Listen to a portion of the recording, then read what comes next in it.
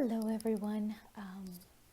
So I just wanted to let you guys know that we will be off for the next 2 weeks. It's technically the first 2 weeks of February. So we'll be back the third week of February, which is the 18th. Are you mocking me? I'm not mocking you per se. I'm just saying it take you forever to just get a little information out. Just tell the people we're gonna be gone for 2 weeks and be done with it already. Dang, just spit it out.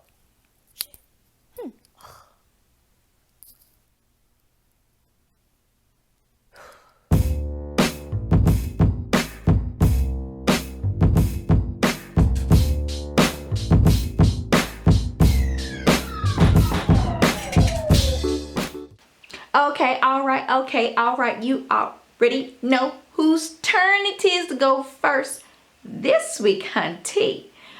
All right, let's get on into some of this stuff that's talking about the impeachment proceedings that's now in the Senate. And the simple fact is, I'm not going to get my hopes up because the Republicans run the show in the Senate. And Mitch McConnell basically already told us before this even happened that he was not even going to be an impartial juror. And basically he was going to let Dumpy off. So all that in a nutshell, they really trying to just let this shit go. And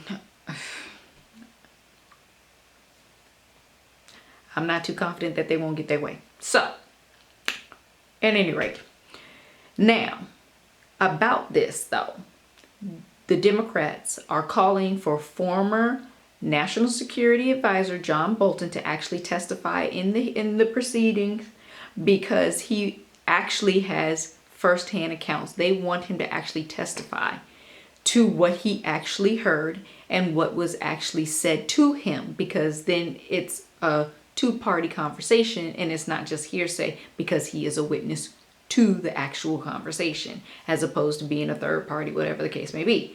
So they want him to testify that the president told him to withhold military aid to Ukraine unless it was, it aided into investigations into the Bidens. And now we already know that Ukraine is already doing their own investigation, which supposedly they're going after anybody that actually threatened or harassed or stalked the former Ukrainian ambassador Marie Yovanovitch. So Ukraine's already doing their investigation. That's going to go back to Lev Parnas and a whole bunch of other people that lead back Donald Trump. Lev Parnas, Rudy Giuliani, Donald Trump. That's how they go. That's what they're going to end up finding.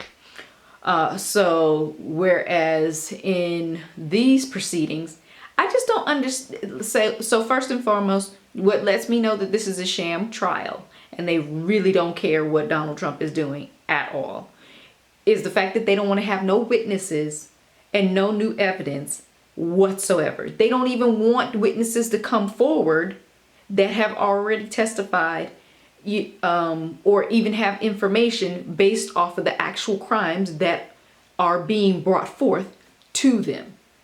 Them meaning the Republicans, this sham of a trial that Mitch McConnell and all of them are just pushing through because, look here, the Democrats want to call witnesses and present evidence because they know Donald Trump is guilty. The Republicans don't want witnesses to be called or evidence to be admitted because they know Donald Trump is guilty. Because I don't understand how in the world you're going to have a fair trial if you don't allow there to be witnesses. And I don't care if the Republicans want to sit up there and try to muddy the waters and call all crazy type of, let's just get Joe Blow from the side of the road and see what he says. Let's call that person in just so they can sit up there and say they calling some freaking witnesses. Like, come on. The simple fact is they really don't care that Donald Trump has basically made mockery of the office because they're getting their tax breaks. They're trying to outlaw abortion, and he's the very first sitting president to go to a March for Life rally. Look here, I'm gonna talk to you. Hey, pro-lifers, let me talk to you for a second. How can you be pro-life when you don't care that children are being caged and they're losing their lives? How can you be pro-life when Donald Trump has said that he wants for pregnant women not to be able to come into the United States of America because they, oh, by goodness, may have birth inside of the United States of America? How are you pro-life? Because to me, it just looks like you're pro-pregnancy. Oh, unless that person is, by goodness, you can't be unmarried and pregnant. Oh, are you serious? Are you kidding me?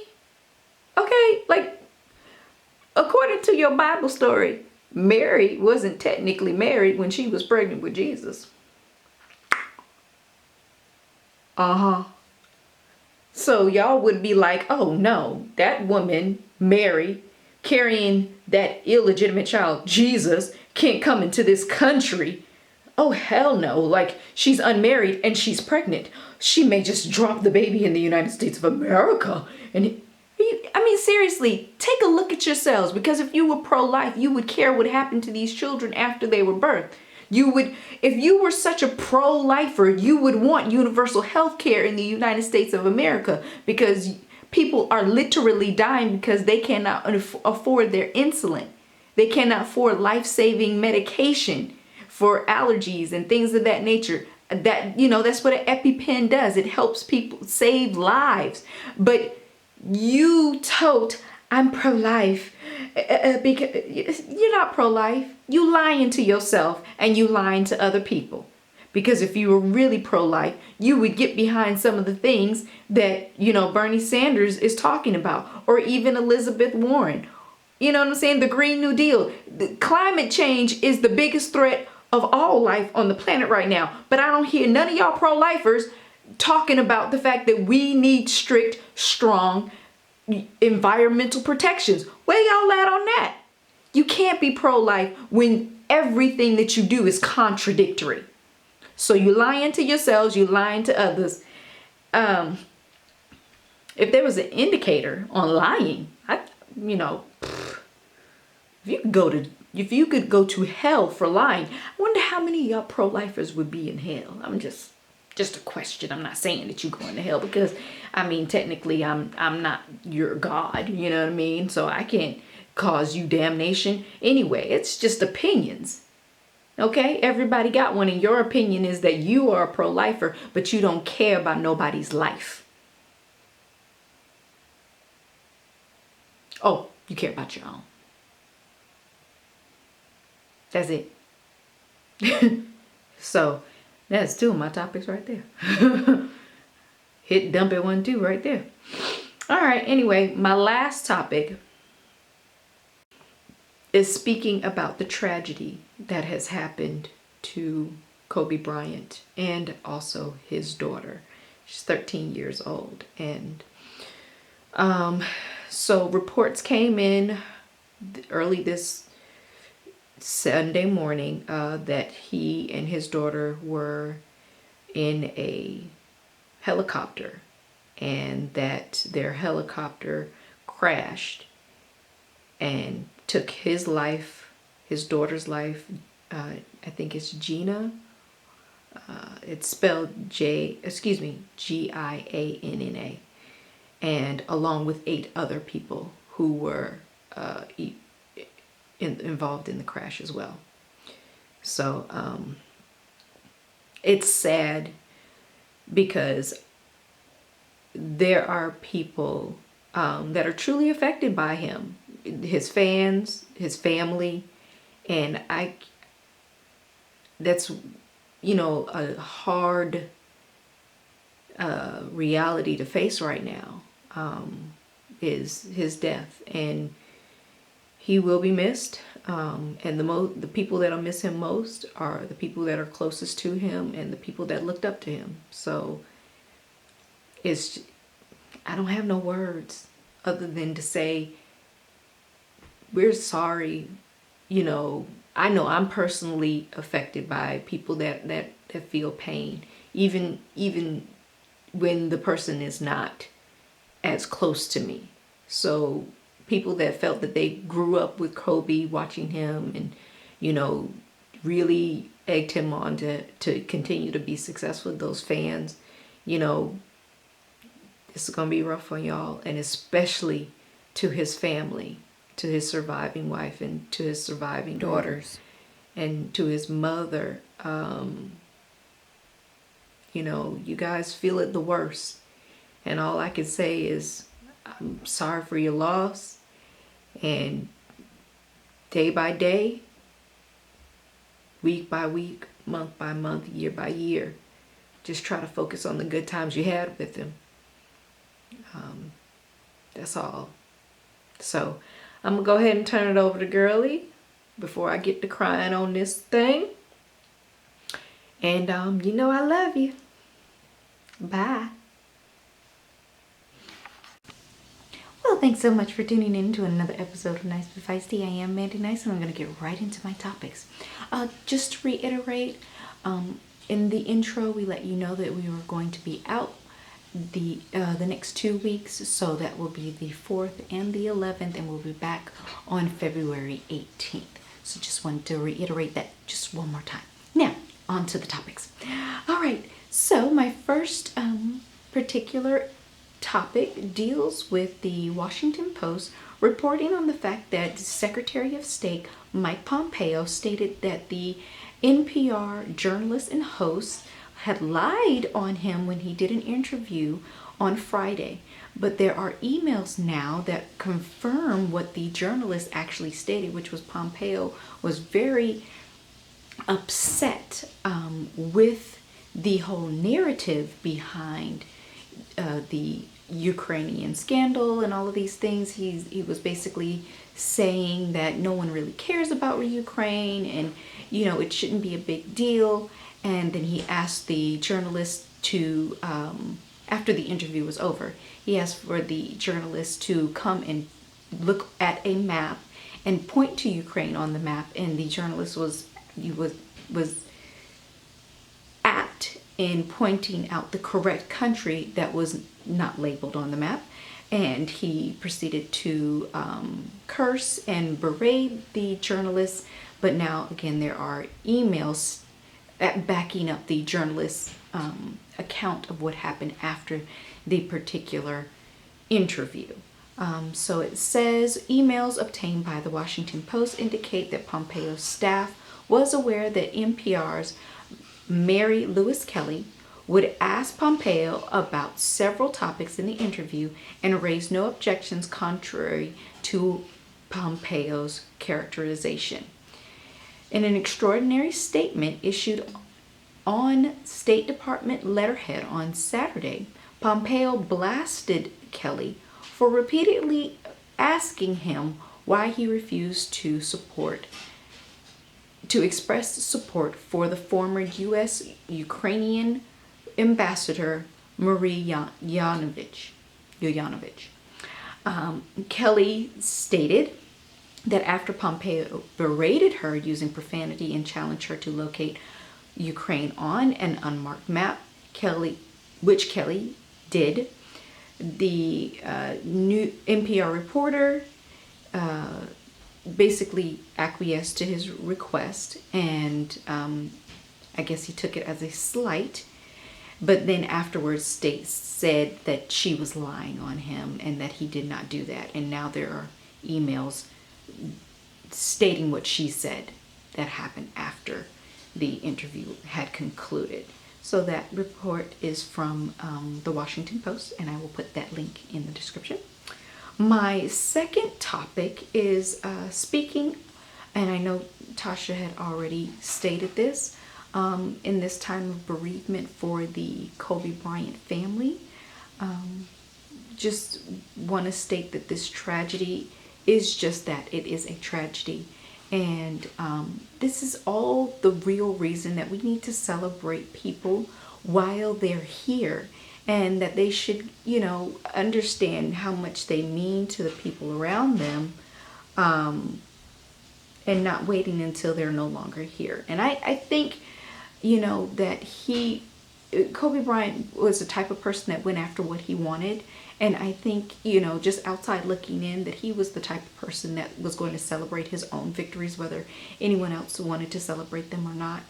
But it does come as a blow, especially to people that looked up to him, to fans that looked up to him, to people that wanted to be like him and be, you know, as staunch as he was in his work ethic. And it is a tragedy and a loss. And we just offer condolences to the Bryant family, to those who were closest to him. And just saying, from us to you, we're so sorry for your loss. And we're just sending positive energy and praying for you and your family. Okay, so my second update is speaking about the coronavirus.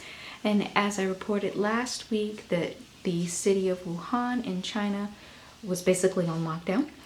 They were quarantining the more than 11 million people in that city because of the spread of the virus. There are about 50 to 56 actual deaths from the virus in China thus far, and there is now a little bit of a panic. There are 5 confirmed cases here in the United States of America, and 2 of the people stated that they had come back from China.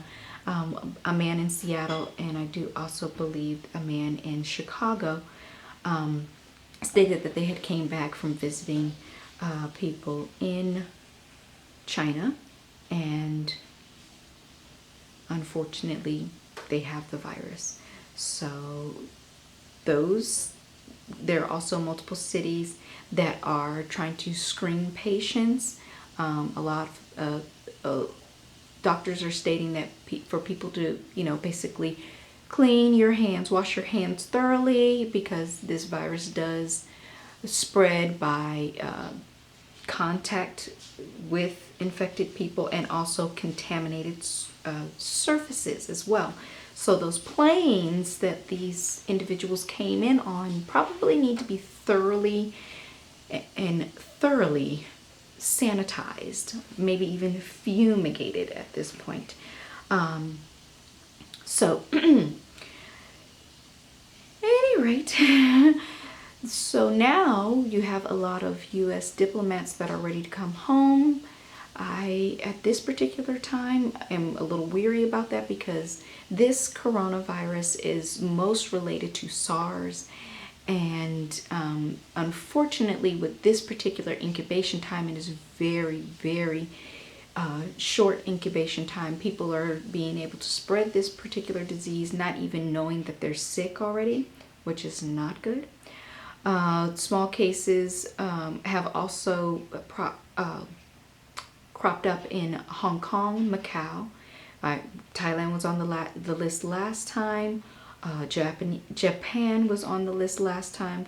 South Korea was on the list last time, but now we're adding Taiwan, Vietnam, Singapore, Malaysia, Nepal, France, Canada, and Australia. So this virus is quickly moving around the world. Common signs of this infection include fever, cough, shortness of breath, difficulty breathing. In more severe cases, there's acute respiratory syndrome, kidney failure, and then death. The doctors are stating to please limit your contact with other people, please wash your hands, and clean off any surfaces that you have possibly touched, because that is how this virus is spread, not only through human contact, but just even contact with contaminated objects. So I hope that there is some screening for any material that's coming into the United States, that they are also being sanitized before they are put out to the marketplace. That would be just a smart move to do. So yes, also diarrhea is a part of this, gastrointestinal issues, and body aches. So again, just you guys be careful. If you are sick, please stay at home.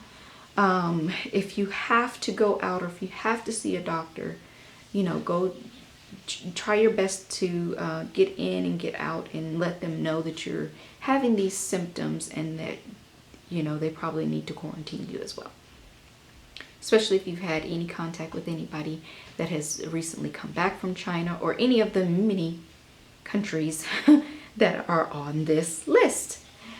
Oh, and just to also name another city that has one of these 5 confirmed cases in the U.S., Arizona. Arizona is one of those states that has been, basically has a person that has this particular disease, and they know this. So that's Chicago, Arizona, Washington State. And California as well. There's a person also in California. So that's that. And that's all I have. So, bye. Well, thanks so much for tuning in to another episode of Nice But Feisty with Mandi Nice and Tasha Feisty. Ooh, ooh, yeah. Have a good one.